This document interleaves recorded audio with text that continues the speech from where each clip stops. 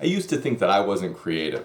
My brother was always the creative one. He was the one who was the musician and the artist, and so for our birthdays and any holidays that we would get presents, he would always get the art supplies, the paint supplies, the musical instruments, and then I would get the chemistry sets and the microscopes and things like that.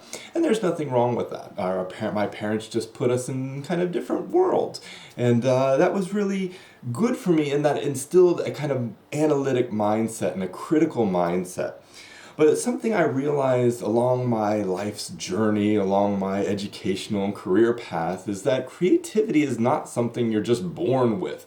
Creativity is really something we can cultivate and something we can encourage not only in our children but in ourselves.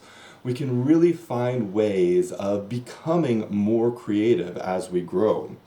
Both in our careers and our in our educational careers as well. So I think it's important when we talk about creativity that we have to kind of remind ourselves to think like a child. There's an old, and I think it's a Buddhist saying, that a child's mind can really solve problems or something along those lines. I'm obviously paraphrasing because I don't know the exact quote, but the point of that is that as a child, we have an immense capacity for creating new ideas. We can kind of invent things out of almost nothing. Just some toys or some scraps of paper or scraps of cloth, and suddenly we have something new that you might never have imagined before. And I think this activity of creation is so important in our adult lives. It's so important not just to be able to craft interesting gifts for people and kind of do some DIY things, but also in our work. Being creative in our work means that we can come up with new solutions to some really challenging issues that are out there. One of my favorite activities that I give my students is a basic challenge to come up with 30 ideas for using an everyday object in a way that it's not conventional. So how can you take a pen and use it for something other than a pen? And I put a 5-minute timer on the clock, and I say come up with 30 ideas in 5 minutes for a way to use a pen other than as a pen.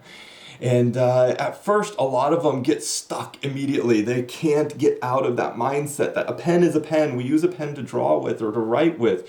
A pen couldn't be anything else. And then some of the students just jump right in and they say, oh, a pen can be a straw, or it can be a telescope, or it can be all these different things. So I think there's something that happens along the way. Maybe it's the way we were brought up as children. Maybe it's an educational system that kind of maybe not kills, but certainly kind of compacts or compartmentalizes that creative mindset that we really need in our work and we really need in our lives. And so I think if you've left creativity behind, if you've not had a chance to really embrace more creative aspects of your work or your life, it's not too late. You can certainly take this opportunity as a reminder to think about how you can apply creative thinking in your everyday work. Maybe it is just coming up with 30 new ideas for, an everyday challenge that you experience at work, and seeing maybe some of those ideas can kind of come off the ground. Maybe they could actually work.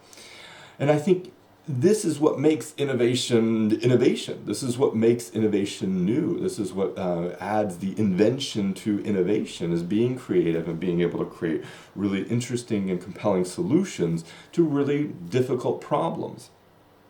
So again, if you're a creative type and you think of yourself as a creative person, maybe you studied art, maybe you studied music in your academic career, great. Lean into that. If you're working in some other capacity, maybe you're not in the creative arts industry, then still you can apply those same techniques, those same ways of thinking to your work. And if you're one of those people like how I was brought up, always thinking of themselves as analytical and calculating and not really involved in creativity, then give it a shot. I would imagine that being able to reset your approach to your work and find ways of making creativity part of your job will really expand the possibilities for your work.